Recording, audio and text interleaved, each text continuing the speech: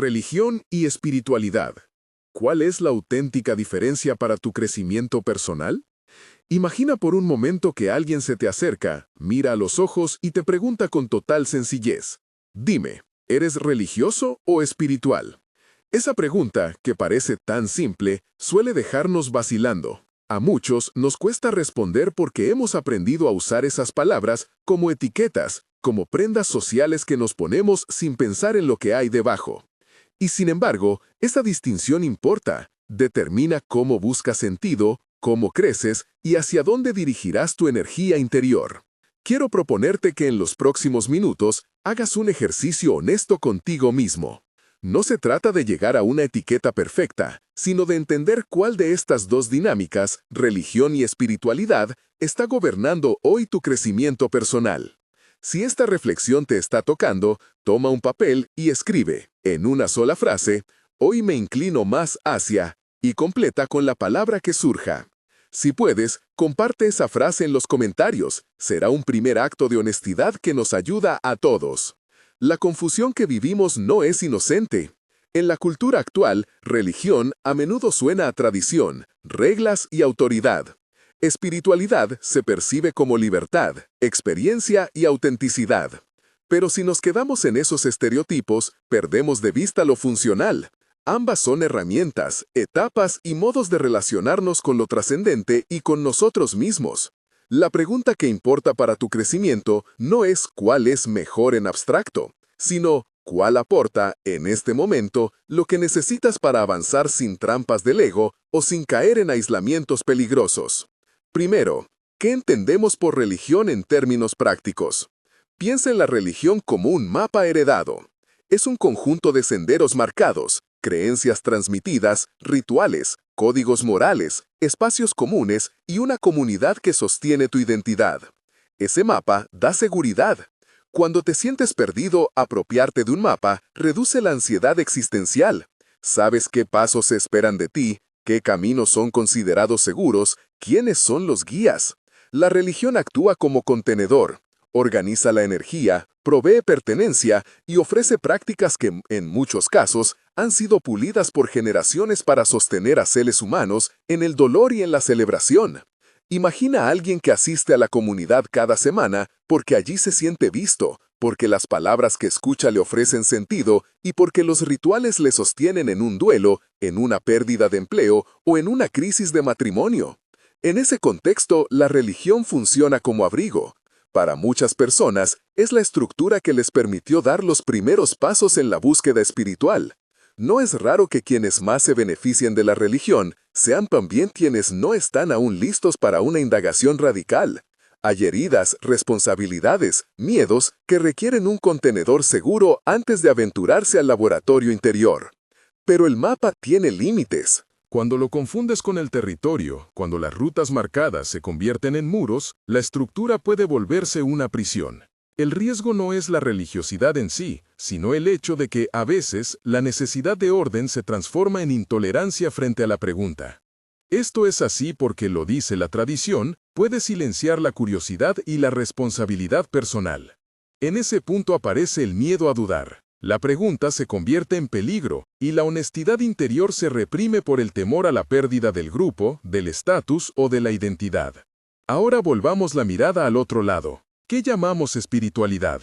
Si la religión es un mapa, la espiritualidad es un laboratorio. Es la búsqueda que pone en el centro la experiencia y la verificación personal. La espiritualidad pregunta: ¿esto me transforma? ¿Lo verifico en mi vida? No reniega de enseñanzas externas, pero insiste en que la verdad debe comprobarse en el propio corazón. Y en la conducta, la espiritualidad tiende a abrir interrogantes, a favorecer prácticas de autoobservación, silencio, contemplación y discernimiento interno. Una persona espiritual puede ser aquella que dedica tiempo a la meditación, al examen de conciencia, a la práctica de presencia en el trabajo cotidiano. Su criterio principal es la coherencia entre lo que se dice creer y lo que se vive. Por eso la espiritualidad exige responsabilidad. No basta repetir afirmaciones, lo que importa es la transformación interior observable. Esa exigencia es saludable, pero tiene sus riesgos. Sin una red de sostén, sin tradiciones que orienten y sin límites que eviten el narcisismo, la búsqueda interior puede derivar en un isolacionismo, donde las experiencias se interpretan sin contraste comunitario. También existe el peligro del relativismo, creer que toda experiencia es igualmente válida sin criterio ni disciplina. Observa ahora el contraste con una imagen. La religión te da el mapa, la espiritualidad te invita a bajar del mapa y comprobar las coordenadas con tus propios pasos. La religión suele orientar el afuera hacia adentro, normas, liturgia, comunidad. La espiritualidad invierte, desde adentro hacia afuera. La experiencia transforma la relación con las normas y con la comunidad. Ambos movimientos son imprescindibles, pero cada uno requiere madurez psicológica y práctica distinta. Para ayudarte a situarte, te propongo una serie de preguntas para autoevaluación. No son pruebas definitivas, funcionan como termómetros honestos. Respóndelas desde lo más sincero de tu corazón. ¿Cuándo fue la última vez que cuestionaste una creencia que recibiste sin examinarla? Cuando te encuentras en tensión, ¿buscas primero la guía exterior o la escucha interior? ¿Tus prácticas espirituales te conectan con otros o tienden a aislarte? ¿Prefieres certezas heredadas que te den seguridad o prefieres vivir en la pregunta hasta verificar por ti mismo? ¿Tus decisiones se definen más por la imagen pública y por lo que la comunidad espera, o por lo que sientes y constatas en tu vida interior? Si respondes mayormente hacia la primera opción en varias preguntas, probablemente te ubicas más hacia la zona de la religión como contenedor. Si tiendes a la segunda opción, estás más orientado hacia la verificación espiritual. Ninguna posición te condena. Lo relevante es ser consciente de tu lugar para poder moverte con honestidad. Permíteme presentarte dos microhistorias que ilustran bien los matices. La primera es Marta, que creció en una comunidad religiosa donde las ceremonias marcaban el ritmo de la vida. Marta se sintió sostenida durante años, en la pérdida de su padre, en el nacimiento de su hija, en la enfermedad de su madre. Con el tiempo, sin embargo, empezó a notar una voz interior que preguntaba por motivos que nadie le supo contestar. ¿Por qué hacemos esto de esta manera? ¿Qué significa realmente perdonar? La comunidad la miraba con recelo cuando planteaba preguntas que algunos interpretaban como deslealtad. Si Marta hubiera sido expulsada por su curiosidad, habría sido una pérdida para todos, pero si su comunidad la escuchó y le ofreció acompañamiento, la pregunta pudo convertirse en tránsito hacia una espiritualidad más madura, cultivada desde la tradición. La segunda historia es la de Raúl, que abandonó una religiosidad rígida en busca de libertad. Descubrió prácticas de atención plena y experiencias místicas que lo transformaron. Sin embargo, en su entusiasmo, Raúl empezó a relativizar todo. Mi experiencia es la única válida, llegó a pensar. Su círculo social se hizo pequeño, las amistades se fracturaron, porque, sin diálogo ni criterios compartidos, sus interpretaciones se volvieron insustentables. Raúl había cambiado de prisión, de la rigidez externa al narcisismo interior. Con orientación, pudo aprender a poner en diálogo su experiencia con comunidades y maestros que le ofrecieran contraste y límites sanos. Estas historias sirven para subrayar algo crucial. La transición madura no es abandonar la religión ni idolatrar la espiritualidad. Es aprender a usar la tradición como trampolín. El trampolín no es el destino, es el soporte que te impulsa a saltar más alto. Una comunidad sana te enseña prácticas, te contiene, te corrige, pero si te quedas cómodamente parado sobre el trampolín sin saltar, nunca experimentarás la responsabilidad de verificar. Al mismo tiempo, si saltas sin trampolín ni red, el riesgo de caer sin aprendizaje es real. Entonces, ¿cómo transitar de una etapa a otra con madurez? Aquí tienes algunas pautas prácticas que pueden ayudarte a convertir la religión en puente hacia la espiritualidad o a integrar la espiritualidad dentro de una comunidad. Empieza por la honestidad radical. Pregunta sin miedo qué es lo que realmente crees y por qué. No se trata de destruir, se trata de comprobar. Una fe que no puede ser cuestionada es una fe frágil. Busca maestros que sean tanto tradición como laboratorio. Un buen maestro valora la sabiduría heredada y al mismo tiempo fomenta la verificación personal. Evita extremos, ni el autoritarismo ni el solipsismo. Practica la autoobservación diaria. Dedica unos minutos al día a notar tus reacciones, tus deseos y tus miedos. No para castigarte, sino para aprender cómo actúa el ego, esa voz que muchas veces confunde apariencia con sustancia, y distinguir cuándo estás actuando por costumbre, por miedo o por convicción. Cultiva comunidad. La espiritualidad auténtica florece cuando se sostiene en relación. Busca grupos donde puedas compartir experiencias sin ser anulada o ni idolatrado. La comunidad que corrige con amor y acompaña con paciencia es invaluable. Verifica en la acción. Las creencias se prueban en la conducta. ¿Te vuelve más compasivo, más responsable, más capaz de amar? Si tu práctica te aísla, te eleva por encima de los demás o te hace rígido, necesitas ajustar el rumbo. Acepta la incertidumbre como parte del camino. No todo tiene que ser resuelto ya. La humildad ante lo misterioso es una marca de salud espiritual, no de derrota intelectual. Estas son herramientas concretas, pero quizá lo más transformador sea aprender a escuchar una palabra sencilla que, si la honras, cambiará tu trayectoria: la honestidad. Admitir dónde estás hoy, sin vergüenza ni justificaciones, es el primer paso para cualquier crecimiento. El discípulo que se reconoce no es menos que quien ya ha verificado, es simplemente más apto para avanzar. Quisiera que detengas por un momento tu mirada interna y te hagas dos preguntas esenciales. ¿Qué buscas más en este momento, seguridad o verificación? ¿Qué perderías al cuestionar una creencia importante ahora mismo?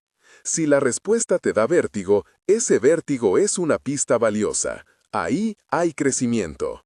Los saltos que merecen la pena siempre incluyen vértigo, porque implican romper la inercia de lo conocido. No quiero que malinterpretes esto como un llamado a abandonar la religión, ni como una condena de quienes prefieren estructurar su vida en prácticas heredadas.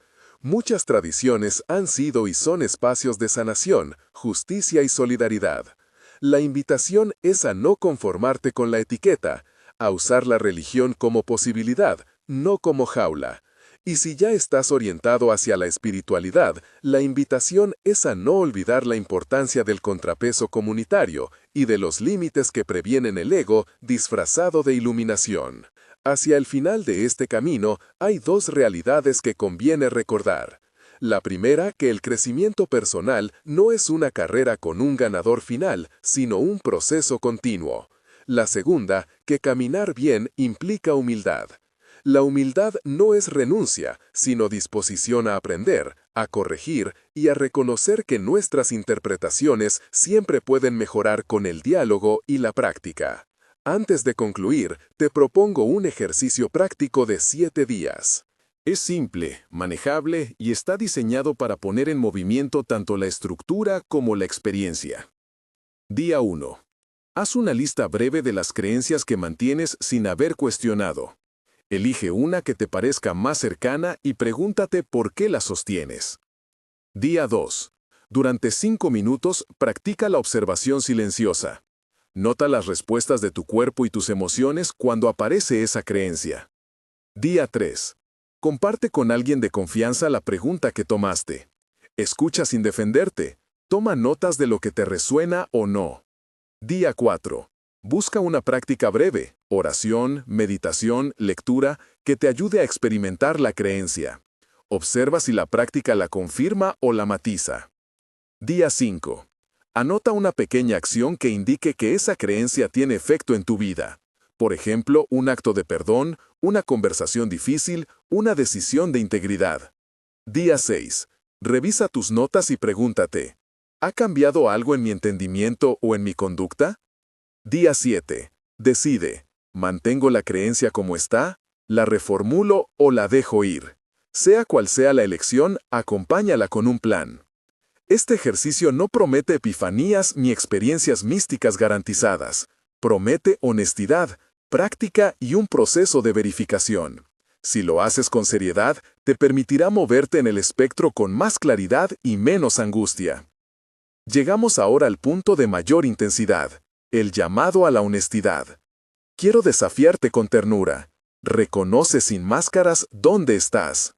Evita la tentación de autopresentarte como más avanzado o más seguro de lo que eres.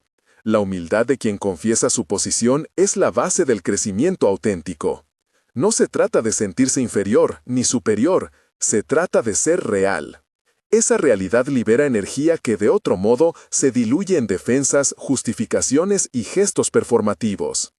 Si te identificas con la religión, pregúntate, ¿qué pasos puedo dar para llevar más verificación a mi fe? Si te identificas con la espiritualidad, pregúntate, ¿cómo puedo crear redes de sostén y criterios que eviten el narcisismo? Si te mueves entre ambos, felicítate por la flexibilidad. Sigue trabajando para que la tensión creativa entre mapa y laboratorio no se convierta en guerra interna. Antes de terminar, quiero dejarte una imagen que me acompaña. Una escalera apoyada contra un árbol. Los peldaños más bajos son las prácticas comunitarias, los rituales, la tradición. Subes por ellos y si lo haces con conciencia, llegas a una plataforma donde la experiencia personal se vuelve esencial. Pero la escalera no sirve si no confías en el árbol. La tradición es el tronco que sostiene el ascenso. Y tampoco sirve confiar solo en el tronco sin subir. La experiencia es la que transforma la madera en fruto. Ambas fuerzas, la vertical del tronco y la acción de la escalera, son necesarias. Tu tarea es subir con honestidad, sin caer en la comodidad ni en la desconfianza. Finalmente, te invito a un compromiso sencillo y concreto. Durante una semana, practica la autoobservación que te propuse y comparte en los comentarios una línea sobre lo que descubriste. No busco una foto perfecta de tu avance, busco tu testimonio honesto. Si decides quedarte en la comodidad, dilo. Si decides arriesgarte a cuestionar, dilo también. Aquí no juzgamos, celebramos la honestidad. Y ahora, si te parece bien, vamos a cerrar con una breve oración, humilde y simple, para pedir claridad y valentía en esta búsqueda. Si no te identificas con la oración, puedes simplemente respirar y afirmarte en silencio con el mismo contenido. Señor, te pedimos claridad para ver con honestidad dónde estamos y coraje para avanzar sin pretensiones. Danos humildad para aprender de las tradiciones que nos sostienen y discernimiento para verificar lo que vivimos en nuestro interior. Que no busquemos la apariencia ni la comodidad, sino la coherencia que transforma nuestra conducta y nuestras relaciones. Guía nuestros pasos para que la comunidad y la experiencia interior se nutran mutuamente. Amén.